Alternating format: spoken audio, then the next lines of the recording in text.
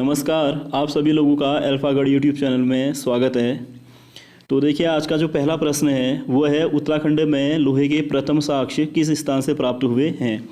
तो देखो, जो उत्तराखंड में लोहे के प्रथम साक्ष्य प्राप्त हुए हैं वो हुए हमारे मलारी से। कहाँ से हुए? हमारे मलारी से। तो ऑप्शन क्या आ जाएगा? इसका आंसर बी आ जाएगा। देखो, ये मलारी हमारा कहाँ पड़ेगा? चमोली में। कौन से जिले में पड़ता है? चमोली में पड़ता है। ये परीक्षा की दृष्टि से बहुत महत्वपूर्ण है। 1956 में 1956 में शिव प्रसाद डबराल ने मलारी से समाधानों की क्या करी है? खोज की हुई है। और याद रखना, इसी मलारी से हमें कांसे का कटोरा, टूटी और हत्थे युक्त मृद भांड यानी कि मिट्टी के बर्तन भी क्या हुए हैं? प्राप्त हुए हैं। तो इसका उत्तर हमारा क्या हो जाएगा? बी। नेक्स्ट क्वेश्चन, उत्तराखंड में कपमाक यानी कि ओखली का सर्वप्रथम उल्लेख किसके द्वारा किया गया था? तो देखो, उत्तराखंड में जो कपमार्क्स का उल्लेख किया गया है वो करा गया है 1877 में। कब करा गया है? 1877 में। और किसके द्वारा किया गया है? रिबर्ट कॉर्नर के द्वारा किया गया है। तो इसका आंसर हमारा क्या हो जाएगा? ए। 1877 में किया गया है। तीसरा प्रश्न, वैदिक साहित्य में किस नदी को नितबा कहा गया है? तो देखो, वैदिक साहित्य में नितबा कहा जाता है हमारा पश्चिमी धौलीगंगा को।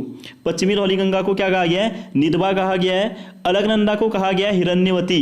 अलकनंदा को क्या कहा गया है? हिरण्यवर्तनी। हिरण्यवर्तनी कहा गया है। किसे? अलकनंदा को कहा गया है। ठीक है, अलकनंदा को क्या कहा गया? हिरण्यवर्तनी कहा गया है। और न्यार को कहा जाता है नवलिका। न्यार को क्या कहा गया? हमारा नवलिका कहा गया है। न्यार को नवलिका न्यार को कहा गया है। और जो इसका तीसरा ऑप्शन है मंदाकिनी, अगर हम मंदाकिनी की बात करें तो मंदाकिनी को वैदिक साहित्य में कुंभा कहा गया है।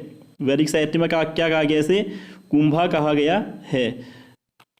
तो इसके बाद अगला प्रश्न है, कालसी अभिलेख में किस जानवर के चित्र का अंकन है? तो देखो, कालसी अभिलेख की अगर हम लोग बात करें तो कालसी अभिलेख में जो जानवर का अंकन मिलता है वो मिलता है हमारा हाथी का। वो किसका मिलता है? हमारा हाथी का अंकन मिलता है। देखो, कालसी अभिलेख हमारा टॉस और यमुना के संगम पर है। ये 257 BC का है। कब का? ये 257 BC का है, यानी कि ईसा पूर्व का है।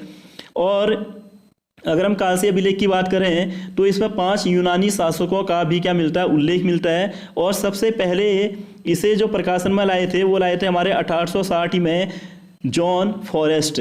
इसे प्रकाशन में कौन लाए थे? हमारा जॉन फॉरेस्ट। कब लाए हैं? 1860 में लाए गए हैं। इसकी जो भाषा है वो है पाली। बहुत सारी किताबों में प्राकृत दिया हुआ है, ठीक है, लेकिन इसका जो सही उत्तर है वो क्या? हमारा पाली। इसकी भाषा क्या? हमारी पाली। और जो लिपि है इसकी वो क्या? हमारी ब्राह्मी। इसकी लिपि क्या? हमारी ब्राह्मी लिपि है। इसकी लिपि क्या हो जाएगी? हमारी ब्राह्मी लिपि हो जाएगी। तो याद रखना, इसका जो आंसर है वो क्या है? हमारा हाथी। इसके बाद, निम्न में से कौन सी कुनिंद मुद्राओं की विशेषता नहीं है? देखो, कुनिंद जो मुद्राएं थी वो रजत यानी कि रजत और ताम्र धातुओं दोनों का इसमें प्रयोग हुआ है। ब्राह्मी और ख्रोष्ट लिपि का भी प्रयोग हुआ है। इसमें यवन और कुषाण प्रभाव भी देखने के लिए मिलता है। लेकिन याद रखना, इसमें शैव धर्म का प्रभाव तो है, इसमें शैव धर्म के चिन्हों का अंकन तो है, लेकिन वैष्णव धर्म के चिन्हों का अंकन कुनिंद मुद्राओं में नहीं मिलता है। याद रखना, कुनिंद मुद्राओं में शैव और बौद्ध धर्म के चिन्हों का क्या मिलेगा? अंकन मिलेगा। तो इसका जो उत्तर होगा वो होगा हमारा डी, यानी कि शैव और वैष्णव धर्म के चिन्हों का अंकन। याद रखना, वैष्णव धर्म के चिन्हों का अंकन कुनिंद मुद्राओं में नहीं मिलता है। अगला प्रश्न, हुविस्क की 44 स्वर्ण मुद्राएं किस स्थान से प्राप्त हुई हैं? देखो, हुविस्क कुषाण शासक हुआ करता था। और जो कुषाण काल अभिलेख मिले हुए वो हमको मिले हुए हैं वीरभद्र, ऋषिकेश, मोरध्वज, कोटद्वार, गौविषाण, काशीपुर से। तो 3 जगहों से हमें कुषाणकालीन अवशेषों की प्राप्ति हुई है। और ये जो हुविस्क की मुद्राएं प्राप्त हुई हैं ये प्राप्त हुई है हमें मुनि की रेती से। मुनि की रेती हमारी कहाँ पड़ती है? ऋषिकेश में पड़ती है। इसके बाद जो अगला प्रश्न है वो है, निम्न में से किस नाग शासक के अभिलेख कश्मीर और केदार प्रदेश से प्राप्त हुए हैं? तो देखो, केदार प्रदेश कहने का अर्थ है गढ़वाल वाला क्षेत्र। तो जो इसका उत्तर है वो है हमारा गणपति नाग। वो क्या? हमारा गणपति नाग। देखो, उत्तराखंड में जो ये नागवंश की जानकारी मिलती है वो गोपेश्वर त्रिशूल लेक से ही मिलती है। और ये गोपेश्वर त्रिशूल लेक हमारा कहाँ पड़ेगा? चमोली में पड़ेगा। इस लेक की जो लिपि है वो है दक्षिणी ब्राह्मी लिपि। इस लेख की लिपि क्या? हमारा दक्षिणी ब्राह्मी लिपि। और याद रखना, ये गणपति नाग को उत्तरी नाग वंश का क्या माना जाता है, सबसे शक्तिशाली शासक भी माना जाता है। और इसी शासक के जो अभिलेख प्राप्त हुए वो कश्मीर और कहाँ से प्राप्त हुए, केदार प्रदेश से प्राप्त हुए हैं। इसके बाद जो प्रश्न है वो है पौरव मुद्राओं में प्रधान रूप से किसका अंकन मिलता है। देखो पौरव मुद्राओं में जो प्रधान रूप से जो अंकन मिलता है वो मिलता है हमारा नंदी का। वो किसका अंकन मिलता है, हमारा नंदी का अंकन मिलता है। और पौरव वंश की अगर हम लोग बात करें तो जो पौरव वंश के अभिलेख मिले हुए हैं ये तालेश्वर ताम्र और अष्टधातु लेख हैं। ये क्या है, तालेश्वर ताम्र लेख और अष्टधातु लेख हैं। ये तालेश्वर जगह हमारी कहाँ पड़ेगी, अल्मोड़ा में पड़ती है, जो किस वंश से संबंधित है, पौरव वंश से संबंधित है। देखो इसके जो पहले के शासक रहे वो स्वतंत्र शासक नहीं माने जाते हैं। अग्निवर्मन पौरव वंश का पहला स्वतंत्र शासक माना जाता है। और ये जो तालेश्वर ताम्र और अष्टधातु लेख प्राप्त हुए हैं ये धुतिवर्मन और विष्णुवर्मन द्वितीय के हैं। और इसी ये जो मुद्राएं हैं, जो बात चल रही है अभी मुद्राओं की, कि इन मुद्राओं में किसका अंकन मिलता है, हमारा नंदी का अंकन मिलता है। और इन्हीं मुद्राओं के अंकन से ये पता चलता है कि जो पौरव शासक रहे हैं वो शैव धर्म के क्या रहे, अनुयायी रहे होंगे। ठीक है, तो याद रखना पौरव मुद्राओं में जो प्रधान रूप से जो अंकन मिलता है वो किसका मिलेगा, हमारा नंदी का अंकन मिलेगा। इसके बाद जो अगला प्रश्न है वो है कत्यूरियों का सबसे दानी शासक किसे माना जाता है। देखो कत्यूरियों का जो सबसे दानी शासक माना जाता है वो त्रिभुवन राज को माना जाता है। किसे माना जाता है, त्रिभुवन राज को माना जाता है। याद रखना ये पहला ऐसा शासक था जिसने कोई भी उपाधि धारण नहीं की थी। कत्यूरी वंश का पहला शासक जिसने कोई भी उपाधि धारण नहीं की थी। देखो कत्यूरी वंश के जो शासक थे उनकी जो उपाधि थी वो थी परम भट्टारक महाराजा धीराज, लेकिन ये पहला शासक था जिसने कोई भी उपाधि नहीं ली थी। और ये शासक ऐसा शासक है जिसने यहाँ पर किरातों के साथ क्या करी थी, संधि की थी। तो तुमसे पूछा जाएगा किरातों के साथ संधि करने वाला कत्यूरी शासक कौन था, तो वो भी कौन है, हमारा त्रिभुवन राज। इसके बाद अगला प्रश्न है हमारा कत्यूरी अभिलेखों में कितने विषयों या जिलों का उल्लेख मिलता है। देखो अगर मैं कत्यूरी कालीन प्रशासन की बात करूं तो ये जो कत्यूरी कालीन प्रशासन था ये केंद्रीय प्रशासन और प्रांतीय प्रशासन में विभक्त था। और ये जो प्रांत हुआ करते थे, ये जो राज्य हुआ करते थे, ये प्रांतों में क्या थे, हमारे विभक्त थे। और प्रांत हमारे किस में विभक्त हो जाएंगे, विषय यानी कि जिलों में विभक्त हो जाएंगे। तो याद रखना कत्यूरी जो अभिलेख है उसमें हमारा कितने विषयों का उल्लेख मिलता है, 4 विषयों का क्या मिलता है, उल्लेख मिलता है। अब ये कौन कौन से विषय हैं, पहला आता है हमारा कार्तिकेयपुर। पहला क्या आएगा हमारा, कार्तिकेयपुर। तो जो पहला आता है हमारा कार्तिकेयपुर आएगा। जो दूसरा आएगा हमारा वो आएगा टंगड़पुर। वो क्या है हमारा, टंगड़पुर। दूसरा है हमारा टंगड़पुर। और तीसरा आता है हमारा अंतराग। तीसरा क्या आता है हमारा, अंतराग। और चौथा आएगा हमारा ऐसार। चौथा क्या आता है, ऐसार। देखो इन 4 क्या बोलते हैं विषयों के अलावा इनका तो उल्लेख किसमें मिल रहा है हमको, अभिलेखों में प्राप्त हो रहा है। लेकिन इनके अलावा भी लोक गाथाओं में भी एक विषय यानी कि एक जिले का उल्लेख या जानकारी प्राप्त होती है जिसका नाम है मायापुर हाट विषय। तो याद रखना मायापुर हाट विषय का संबंध भी कत्यूरियों से ही है, लेकिन इसकी जानकारी अभिलेखों में प्राप्त न होकर के किसमें होगी, हमारी लोक गाथाओं में होगी। और कत्यूरी काल की जो प्रशासन की जो सबसे छोटी इकाई मानी जाती है वो क्या मानी जाती है, हमारी गाँव यानी कि ग्राम मानी जाती है। अगला प्रश्न, निम्न में से कौन सा सुमेलित नहीं है। देखो एक तरफ ताम्रपत्र है, दूसरी तरफ लेखक है, यानी कि ये ताम्रपत्र के लेखक कौन कौन है, ललितसुर, गंगाभद्र, देसरदेव भद्र, पद्मदेव, नंदाभद्र, सुभिक्षराज, बिंदाभद्र। तो याद रखना ये जो सुभिक्षराज का जो क्या बोलते हैं ताम्रपत्र लेख है वो भी नंदाभद्र द्वारा ही लिखा गया है। तो इसका उत्तर क्या हो जाएगा हमारा, डी, ये सुमेलित नहीं है। याद रखना सुभिक्षराज का जो ताम्रपत्र है उसका लेखक भी कौन है, हमारा नंदाभद्र है। उसका लेखक भी कौन है, हमारा नंदाभद्र ही है। इसके बाद कत्यूरी काल में ग्वाल्मीकि कहा जाता था। देखो अगर मैं कत्यूरी काल की बात करूं तो जो कत्यूरी काल की सेना थी वो 4 भागों में विभाजित थी। कितने भागों में विभाजित थी, 4 भागों में विभाजित थी। उसमें पैदल सैनिक हुआ करते थे, अश्वरोही हुआ करते थे, गजरोही हुआ करते थे और उष्टरोही सेना हुआ करती थी। तो याद रखना कत्यूरी काल में ग्वाल्मीकि कहा जाता था पैदल सेना को। जो इनकी पैदल सेना थी उनको क्या कहा जाता था, ग्वाल्मीकि कहा जाता था। इसके बाद नेक्स्ट क्वेश्चन, किस चंद्र शासक को कल्पद्रुम के समान बताया गया है। तो इसका जो आंसर है वो है हमारा विक्रम चंद्र। किसे बताया गया? विक्रम चंद्र को बताया गया है। देखो विक्रम चंद्र का एक ताम्रलेख प्राप्त हुआ है 1423 में, जिसे उत्कीर्ण कराया गया है। ये जो ताम्रलेख है ये कुंज शर्मा नामक ब्राह्मण के नाम पर है। ये कुंज शर्मा नाम का जो ब्राह्मण था वो गुजराती ब्राह्मण हुआ करता था। इस ताम्रलेख में ये कहा गया है कि जो बालेश्वर मंदिर का जीर्णोद्धार था वो पूरा हो चुका है, यानी कि बालेश्वर मंदिर का जीर्णोद्धार पूरा किया जाने का उल्लेख मिलता है विक्रम चंद्र के ताम्रलेख में। और इसी ताम्रलेख में विक्रम चंद्र को कल्पद्रुम के समान बताया गया है। अब कल्पद्रुम क्या होता है? देखो हिंदू धर्म ग्रंथों में एक वृक्ष यानी कि पेड़ का वर्णन है जिसे कहा जाता है कल्पद्रुम। ऐसा माना जाता है कि ये कल्पद्रुम जो पेड़ है या वृक्ष है ये मनुष्य की सारी कामनाओं को क्या करता है? पूरा कर देता है। तो याद रखना, तुमसे पूछा जाएगा कि किस चंद्र शासक को कल्पद्रुम के समान बताया गया, तो किसे बताया गया? विक्रम चंद्र को बताया गया है। नेक्स्ट क्वेश्चन, राज विद्रोह करके गद्दी प्राप्त करने वाला पहला चंद्र शासक कौन था? तो देखो राज विद्रोह करके गद्दी प्राप्त करने वाला जो पहला चंद्र शासक है वो है भारती चंद्र। वो कौन है? हमारा भारती चंद्र। ये जो भारती चंद्र था ये विक्रम चंद्र का भतीजा था। और याद रखना होता क्या है कि विक्रम चंद्र कहा जाता है कि विक्रम चंद्र अपने अंतिम दिनों में भोग और विलासी राजा बन गया था। इसी के चलते यहाँ पे होगा क्या कि खस जो जाति के लोग हैं वो विद्रोह करेंगे, और इस खस जाति के विद्रोह जाति के लोगों का जो नेतृत्व कर रहा था उसका नाम था स्वर्ण कठायत। उसका नाम क्या था? स्वर्ण कठायत। तो याद रखना इस स्वर्ण कठायत की सहायता से भारती चंद्र क्या करेगा? विक्रम चंद्र को गद्दी से हटा देगा। और इसीलिए याद रखना राज विद्रोह करके गद्दी प्राप्त करने वाला जो पहला चंद्र शासक माना जाता है वो किसे माना जाता है? हमारा भारती चंद्र को माना जाता है। और ऐसा भी माना जाता है कि इस स्वर्ण कठायत को बाद में चंपावत में एक गांव पड़ता है जिसका नाम है मलास गांव। जिसका नाम क्या? मलास गांव। ये जागीर के रूप में प्राप्त हुई थी। इसके बाद जो अगला प्रश्न है वो है जैदा किराल या जिंदा केतल किस चंद्र राजा का बंदोबस्त अधिकारी था? तो याद रखना चंद्रों का जो पहला भूमि बंदोबस्त किया गया है वो किया गया है रतन चंद्र द्वारा। किसके द्वारा किया गया है? रतन चंद्र द्वारा किया गया है।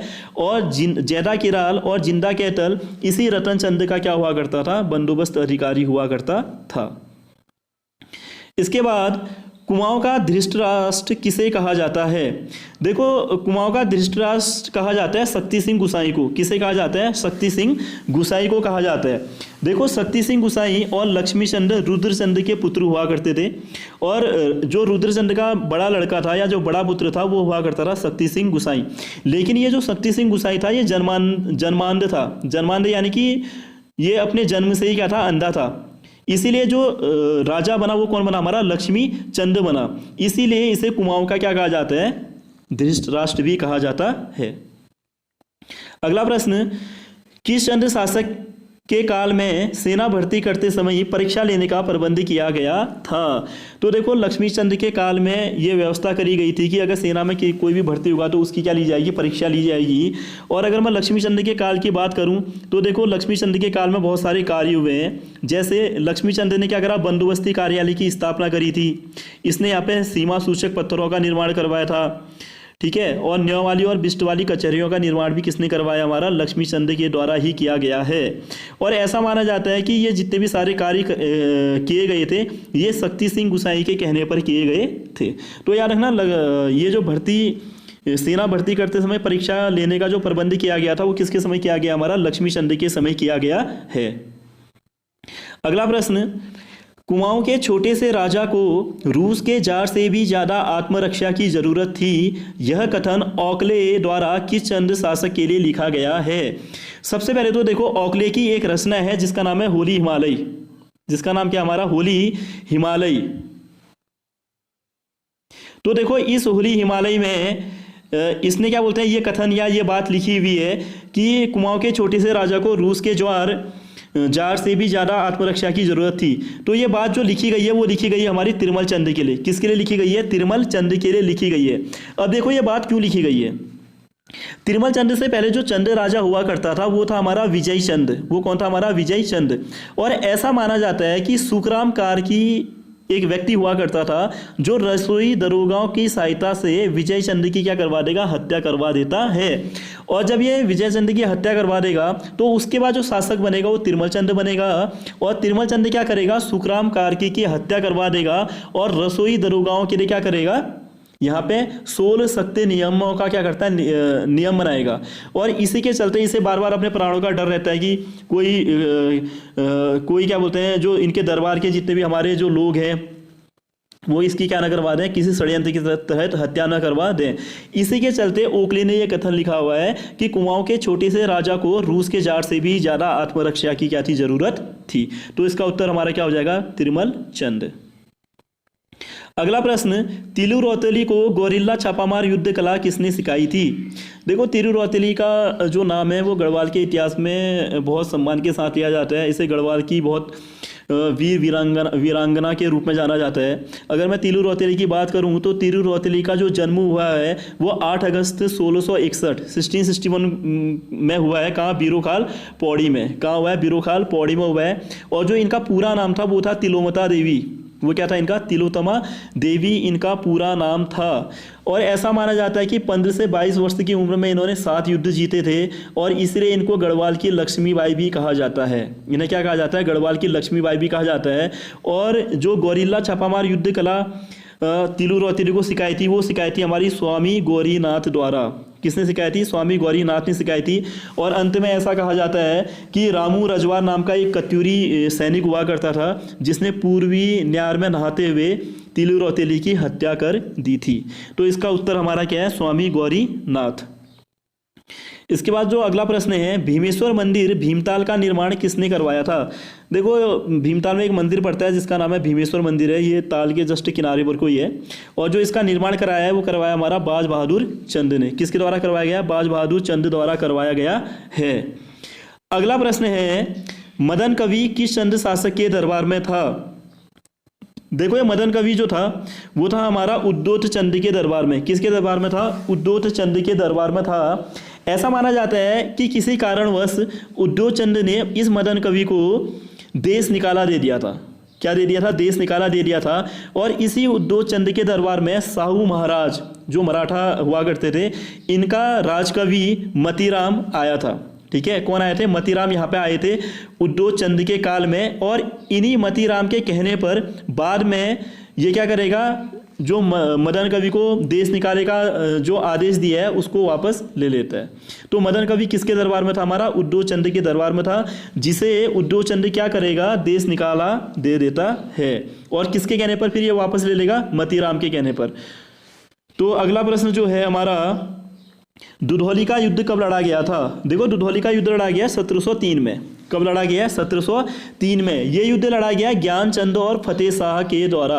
यानी कि ये ज्ञानचंद और फतेह शाह के मध्य लड़ा गया था, जिसमें फतेह शाह की क्या हो जाती है, पराजय हो जाती है। तो याद रखना दुधौली का युद्ध कब लड़ा गया, हमारा 1703 में लड़ा गया है। ज्ञानचंद और फतेह शाह के मध्य लड़ा गया था। फतेह शाह की इसमें पराजय होती है। ठीक, अगला प्रश्न, किसके काल को कुमाऊं का स्वर्णकाल कहा जाता है।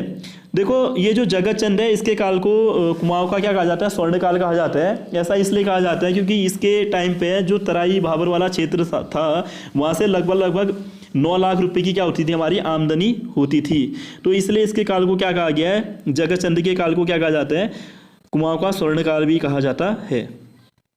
अगला प्रश्न, लक्ष्य होम तथा कोटि होम यज्ञ किस चंद शासक द्वारा किए गए थे। देखो ये लक्ष्य होम और कोटि होम यज्ञ करे गए हैं हमारा देवी चंद के द्वारा। किसके द्वारा किए गए हैं, देवी चंद के द्वारा किए गए हैं। देखो देवी चंद को कुमाऊं का तुगलक भी कहा जाता है। इसे कुमाऊं का सबसे अत्याचारी शासक या चंद वंश का सबसे अत्याचारी शासक भी माना जाता है। ऐसा माना जाता है कि ये चाटुकारों से घिरा रहता था और चाटुकारों ने इससे कहा कि आप विक्रमादित्य बन जाओ और दान दक्षिणा करना शुरू कर दो। तो देखो जगत चंद के बाद हमारा देवी चंद शासक बना। और देवी चंद जैसा भी मैंने थोड़ी देर पहले बताया था कि जगत चंद के टाइम पे 9 लाख रुपए आमदनी होती थी तराई भाबर क्षेत्र से।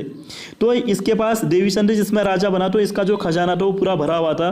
तो ऐसा माना जाता है कि सारा खजाना क्या कर देगा, दान दक्षिणा में लुटा देता है। और इसी के चलते ये क्या करवाएगा, हमारा लक्ष्य होम और कोटि होम यज्ञ करवाता है। और जहाँ पे ये क्या बोलते हैं, असरफियाँ जितना भी जो खजाना होता है वो किसको देगा, दान दक्षिणा में बांट देता है। तो लक्ष्य होम तथा कोटि होम यज्ञ किस शासक द्वारा, चंद्र शासक द्वारा कराए गए हैं, देवी चंद्र द्वारा कराए गए हैं। आज का जो लास्ट प्रश्न है वो है वरदेव जोशी किसका राज्य वैद्य था। देखो ये जो वरदेव जोशी है ये हमारा उद्योत चंद का राज्य वैद्य हुआ करता था। देखो बरम मुआनी, ये जो बरम मुआनी पढ़ते पिथौरागढ़ में पड़ती है, यहाँ से उद्योत चंद का एक ताम्र लेख मिला हुआ है जिसमें उसकी दाई माता की बीमारी का उल्लेख मिलता है। ठीक है, और इसी ये जो बीमारी है ऐसा माना जाता है कि वरदेव जोशी ने बाद में इसे क्या करा था, ठीक कर दिया था। यानी कि दाई माता का जो उपचार किया था वो किसने करा था, हमारा वरदेव जोशी ने करा था। और बाद में उद्योत चंद इस वरदेव जोशी को क्या देगा, एक संकल्प की गई भूमि क्या करेगा, प्रदान करेगा। तो याद रखना ये जो वरदेव जोशी है ये उद्योत चंद का राजवैद्य हुआ करता था। तो आज के लिए इतना ही, बाकी कल। धन्यवाद।